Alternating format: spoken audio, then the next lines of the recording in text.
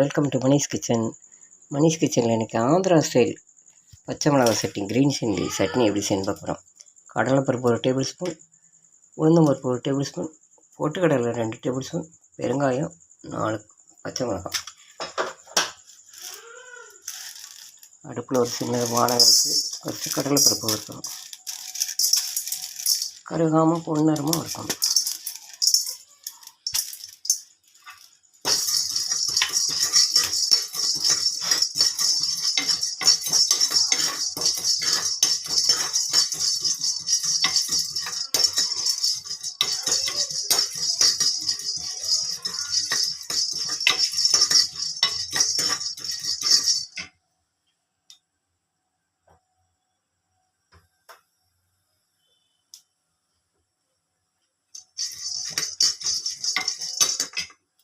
கடலைப்பருப்பு பாதி வறுத்து வச்சு 1 டேபிள் ஸ்பூனோட உளுந்தம்பருப்பு,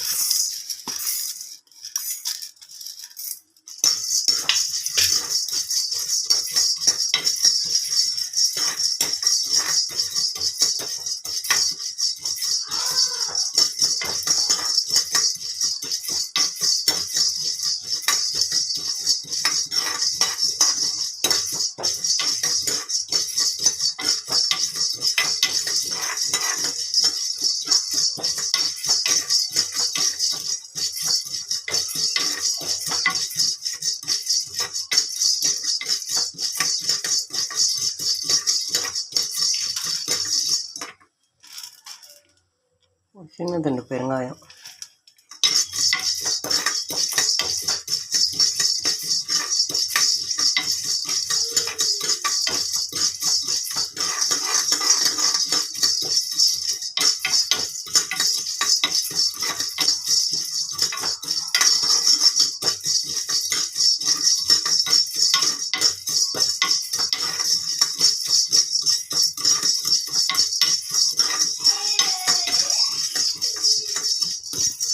கடலைப்பருப்பும் உளுந்தம்பருப்பும் நல்லா கருகாமல் வறுத்தாச்சு.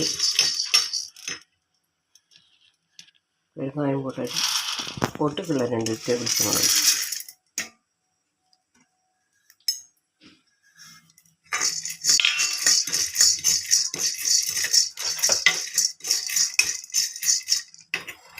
பொட்டுக்கடலை போட்டு லேசாக வறுத்த உடனே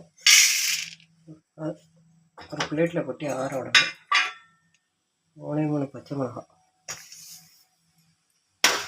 காரம் எவ்வளோ தேவையோ அவ்வளோ பச்சை மிளகா போட்டுக்கலாம்.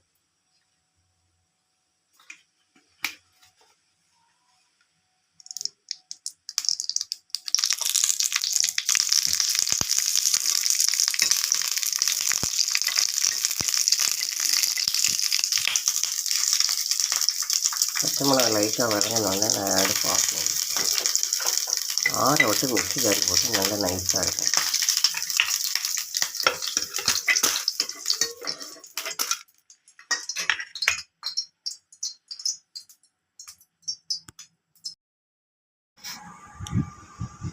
கடலைப்பருப்பு, உளுந்தம்பருப்பு, பொட்டுக்கடலை, பச்சை மிளகாய், உப்பு போட்டு மிக்ஸி ஜாரில் போட்டு நல்லா நைஸாக அரைக்கணும். அரைச்சிட்டு கடுகு தாளிக்கணும்.